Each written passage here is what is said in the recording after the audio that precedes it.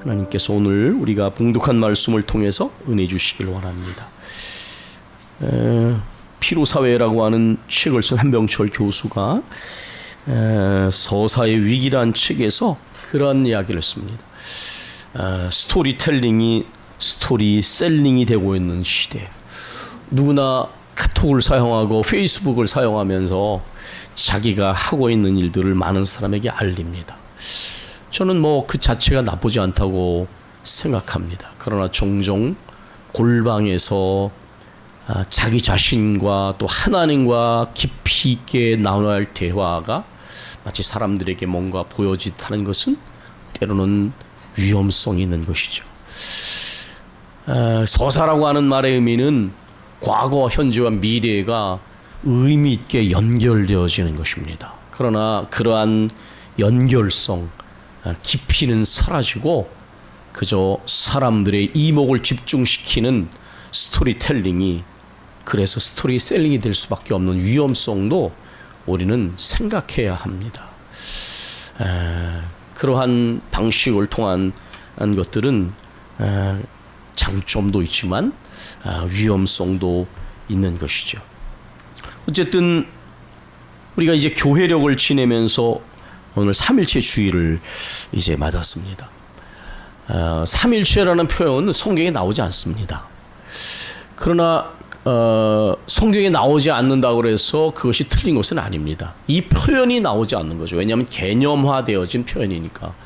그럼 오늘 본문에도 아버지와 아들과 성령의 이름이라는 분명한 표현이 등장하지 않습니까?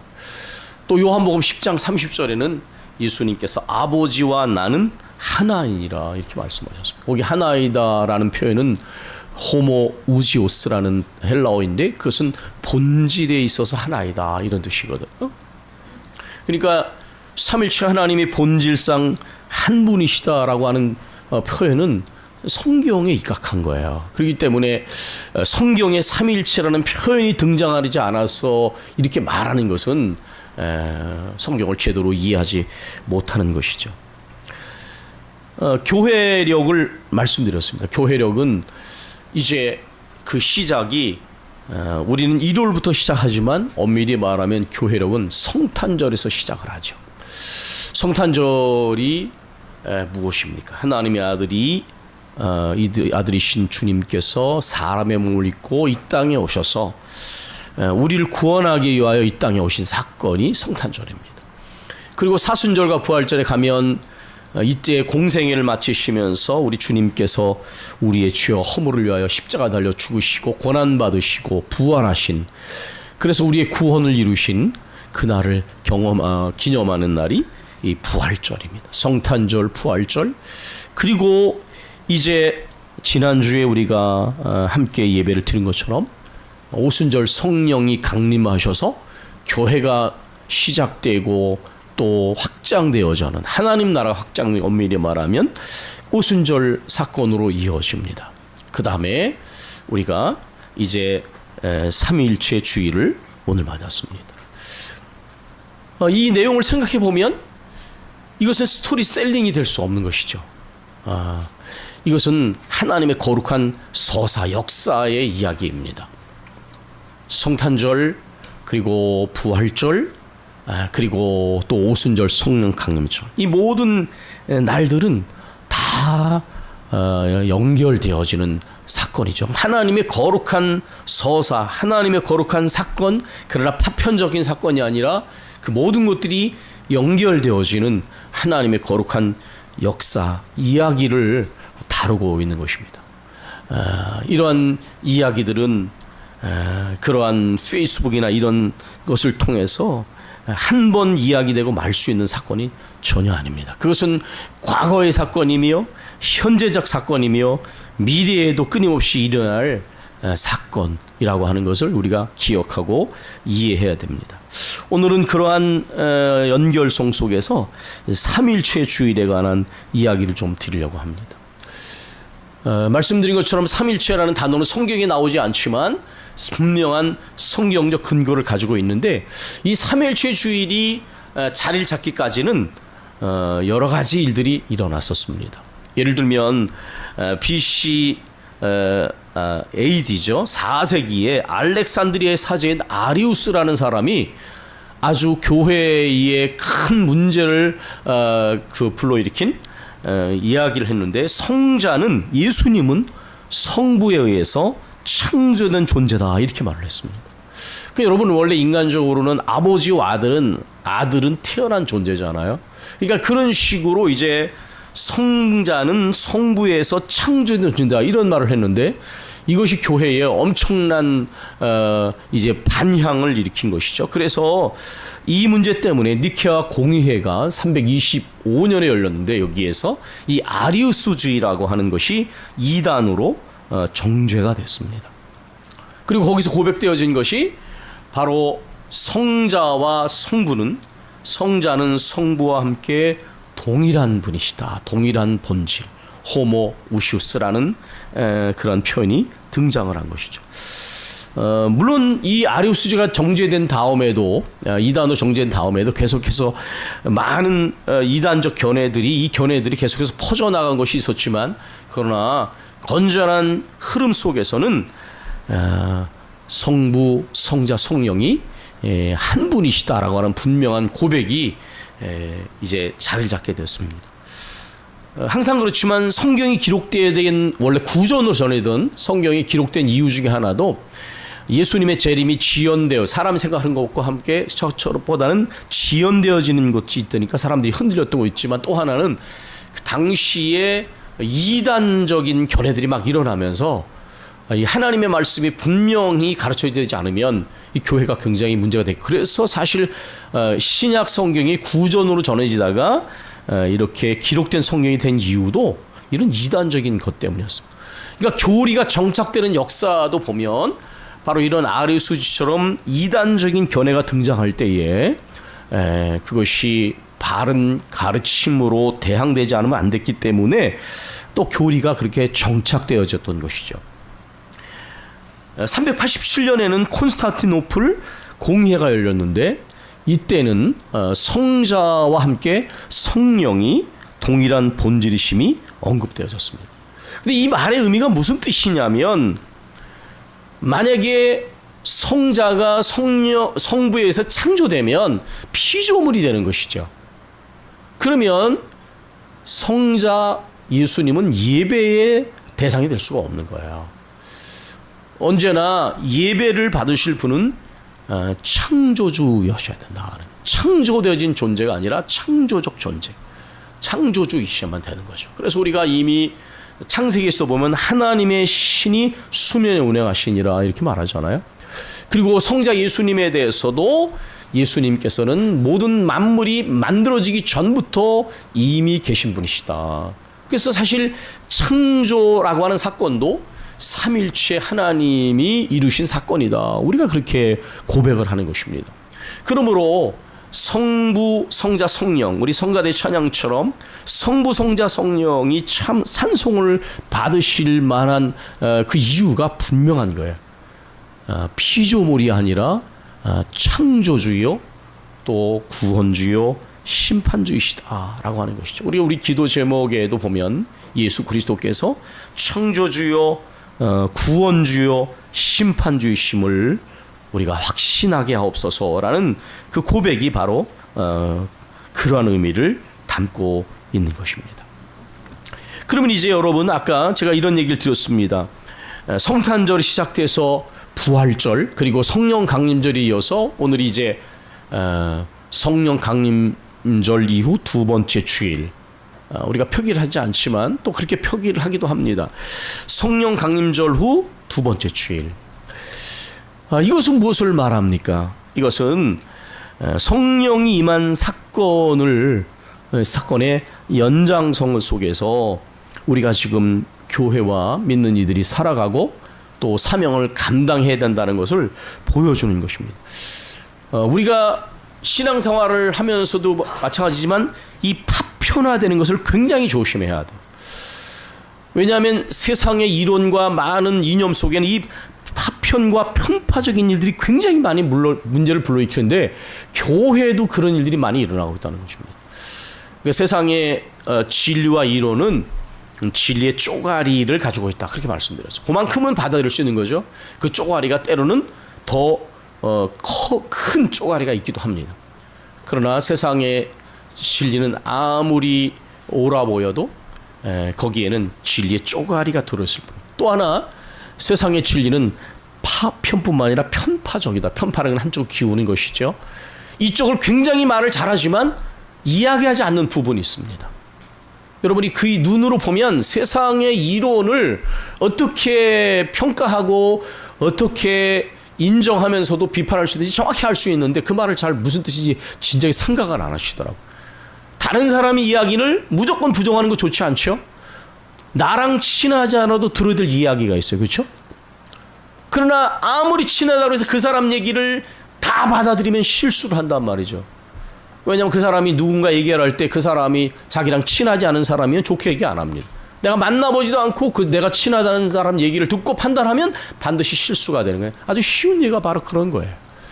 세상의 모든 이론들도 마찬가지입니다. 문제는 신앙생활에서도 이러한 파편성이나 편파성이 되게 문제가 된다는 거예요. 자기가 중요한 거 생각하는 것만 몰두하는 신앙, 그 사람 절름발이 신앙이다라는 거죠. 하나님 말씀을 따라서 신앙생활을 하지 않고 자기가 좋게 생각하는 것만 받아들이는 사람, 그 사람 편식하고 있는 거예요.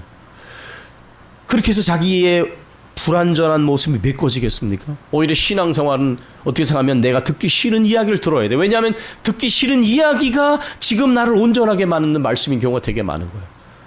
내 기질하고 맞지 않고 내가 듣기 안 듣는다. 그럼 매일 그 모습에 머물러 있기를 원하는 거죠. 신앙생활에 이런 일들이 굉장히 많습니다. 기도를 그냥 바리새인처럼 거룩하게만 생각하면 그의 기도는 깊어질 수가 없어요. 우리 기도 제목에도 나오잖아요. 기도는 주만 의지하고 주만 신뢰하고 주께만 소망을 두는 믿음의 표현이지 특정한 시간에만 잠깐 하는 게 기도가 아닙니다. 이러한 신앙의 편파성과 파편성이 오늘날 그리스도인들의 삶의 교회에 얼마나 많은지 몰라. 가르침 속에도 얼마나 많은지 몰라. 그러므로 진리가 어느 만큼의 진리를 이야기하는가를 분별하는 동시에 그 주장과 그 가르침이 말하지 않고 있는 부분들, 치우친 분이 뭔지를 잘 보셔야 됩니다.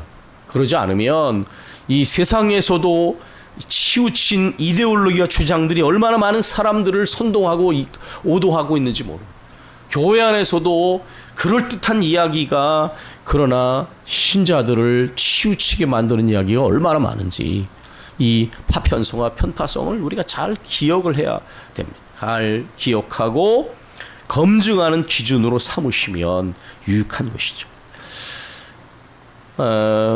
삼일체 주일, 이게 무슨 뜻입니까? 아까 말씀드린 것처럼 이것은 바로 성탄절과 부활절과 오순절, 강림절과의 연장선상에서 이해되어져야 합니다. 여러분, 성부 하나님께서는 예수님을, 성자 예수님을 이 땅에 보내주셨습니다. 왜입니까? 그것은 바로 죄인된 인간을 구원하기 위해서 보내신 것이죠. 그렇죠? 그래서 예수님은 그 하나님 아버지의 뜻을 따라 이 땅에 오셔서 십자가 달려 죽으시고 부활하심으로 우리의 구원을 이루셨습니다. 이러한 사건을 증거해야 될 사람들과 주체가 누구냐? 바로 교회와 그리스도인들입니다. 그러나 우리가 알죠? 성령의 능력을 힘입지 아니하면, 또 성령께서 깨닫게 하시는 그런 깨달음이 아니면 우리 그리스도인들이 아무리 말씀을 들어도 제대로 깨달을 수가 없습니다. 그래서 지난 주간에 본 말씀처럼 내가 너희에게 가르친 것을 생각나게 하리라. 이게 성령의 역사였어. 그러니까 성령이 눈과 귀를 열지 않으시면, 마음을 열지 않으시면 절대로 하나님 말씀을 온전히 깨달을 수가 없습니다. 그러니까 인간의 지적인 능력만큼 깨닫는 것은 아니에요. 그러니까 성령께서 눈을 여시고 귀를 여시고 마음을 여셔야 하나님 말씀을 깨닫게 돼요. 여러분이 하나님 말씀을 들으실 때 아멘을 하신다 할지라도 그것은 시작에 불과합니다. 정말 그 말씀의 깊은 의미를 깨닫게 되는 것은 계속되는 사건이어야 돼요. 그리고 순종으로 이어지지 않으면 말씀을 듣고 아멘하는 것은 아무 열매가 없게 됩니다. 그러니까 우리가 끊임없이 하나님 말씀을 듣고 묵상하고 깊이 깨닫도록 우리는 성령의 도우심을 간구해야 되고, 우리가 들은 그 말씀에 순종할 만한 능력을 얻도록 기도해야 됩니다.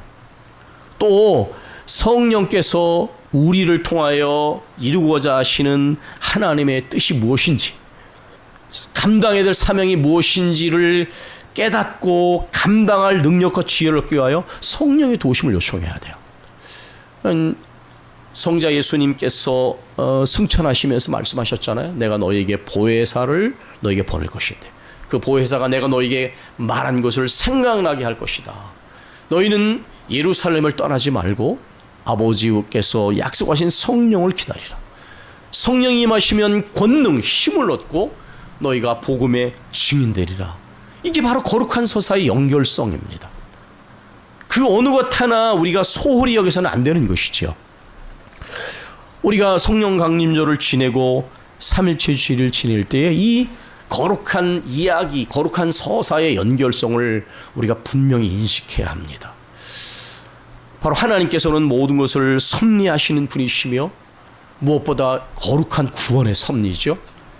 그 거룩한 섭리를 이루기 위해서 예수님이 오셔서 그 거룩한 섭리를 이루셨고, 그 거룩한 섭리의 의미를 깨닫고 체험하고 계속해서 증거해야 될 사명을 위하여 또 보혜사 성령께서 이 땅에 오신 것입니다. 언제가 제가 켄 블랜차드 얘기를 들었습니다. 켄 블랜차드는 노만 빈슨트 필의 친척인 동시에 우리나라에도 그 협회가 아주 세계적으로 유명한 컨설턴트입니다. 그는 하나님을 믿는 사람이었지만 교회에서 일어난 부조리 일 때문에 시험에 들어서 가난 신자처럼 살았습니다. 그러나 그의 귀한 재능을 아는 많은 분들이 그를 위하여 기도하고 권면해서 그가 다시 신앙을 회복했습니다. 그가 신앙을 회복하고 나서 깨달은 것이 무엇입니까? 내가 이제까지 가르친 모든 경영학적 원리가 성경 안에 들어있다라는 것이었어요. 저는 그런 그리스도인 경영학자가 좀 나왔습니다. 경영인들이 얄팍하게 경영 따로 믿음 따로 이래서 교회가 문제가 되는 거예요. 킴 블랜차드를 말했습니다. 성경에 보니까 정말 최고의 경영이 나타나는 거예요. 하나님은 모든 것을 섭리하시고 계획하시는 분이시며, 성자 예수님은 그 계획하신 바를 다 온전히 이루는 분이시며, 성령 하나님께서는 그 모든 것을 깨닫고 이루도록 지혜와 능력을 주는 분이시다. 삼일체 하나님이 최고의 경영자시다. 그렇게 고백하지 않았습니까? 여러분, 켄 블랜차드를 제가 지난번에 사랑으로 소문난 교회라고 하는 것으로 수련회 때 소개를 드렸는데, 이렇게 훌륭한 신앙적 배경을 가진 분들의 이론을 좀 공부하셔야 돼요. 그리고 적용하셔서 열매를 거두셔야 된다고. 자꾸만 세속적인 이론들이 강하게 되고 그 파편적인 이론들이 자꾸만 그리스도인의 삶에 영향력을 주고 거기서 그렇게 작용을 하면 어떻게 빛과 소금이 되고 선한 영향력을 줄 수 있겠어요? 열심히 그리스도인 공부해야 된다고요. 정말 훌륭한 이론들, 훌륭한 성경적 신앙적인 배경을 가진 분들의 이야기들을 공부하고 그런 것들이 계속해서 사장되죠. 열매를 맺도록 노력해야 되는데 자꾸만 바람난 사람처럼 세상의 이론들은 굉장하게 생각하고 하나님의 말씀은 제쳐놓고 신앙적인 인물들의 이야기를 가볍게 여기면 어떻게 교회가 선한 영향력을 줄 수 있겠는가. 열심히 우리 공부해야 됩니다. 그런 분들의 사상성을 가진 분들, 그냥 스토리셀링이 되어지는, 스토리텔링이 스토리셀링이 되는 얇은 이야기 말고 깊은 사상성을 가지고 있는, 정말 무엇보다 하나님의 말씀의 그 능력과 깊이를 우리가 정말 확신하고 공부하고 위대한 영혼의 스승들이 전해주는 이야기들을 좀 우리가 진지하게 듣고 공부해야 세상의 영향력에 대처할 수가 있고 세상 이론들이 가지고 있는 파편성, 편파성을 폭로할 수 있는데, 너무 그리스도인들이 핸드폰 수준을 벗어나지 못하고 있는 것이죠. 우리가 깊이 있게 들어가야 됩니다. 어쨌든 이 삼일체적 사건, 삼일체 주일은 이렇게 딱 떨어져야 될 사건이 아니라 성탄절에서 시작된 사건이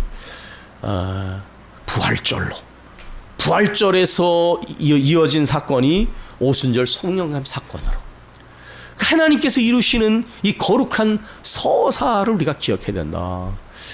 삼일체 주일은 삼일체 하나님이 본질상 하나이셔서 우리의 예배를 받으시기에 합당한 분이시며, 삼일체 하나님이 완전히 하나가 되셔서 거룩한 구원의 섭리를 이루시고 그 사건이 계속 이어지도록 성령을 우리 가운데 보내신 그 사건의 연결성을 우리가 기억하고 우리가 예배하는 날이 바로 이 삼일체 주일이라는 것입니다. 그렇다면 우리는 어떻게 될 것인가? 우리는 이 사건의 의미를 이해하고 이 연관성 속에서 그리스도인과 교회가 이 하나님께서 우리에게 주시는 이 구원의 은혜를 감사하고 감격하면서 이 구원의 기쁜 사건, 이 거룩한 섭리를 계속해서 선포해야 할, 그래서 하나님 나라 이야기가 계속해서 쓰여지도록 책임을 맡은 것이 바로 우리 그리스도인들과 교회라는 것입니다. 단순히 삼일체 주일 한 번 예배를 드리고 끝나는 것이 아니라 말씀드린 하나님의 사건, 하나님 나라 이야기는 완전한 연결성 속에서 계속해서 전개되어지는 사건입니다. 우리 삼일체 주일을 예배를 드리면서 창조와 구원의 또 심판 주가 되시는 삼일체 하나님을 경배하고 찬양하며 그 은혜 안에 머물면서 그 거룩한 구원의 섭리하심을 널리 전해서 하나님 나라의 이야기, 하나님이 이루시는 사건이 우리를 통해서, 우리 교회를 통해서 이루어지는 영광스러움, 벅찬 거룩한 감격이 충만해지기를 사모하는 우리가 모두가 되기를 바랍니다.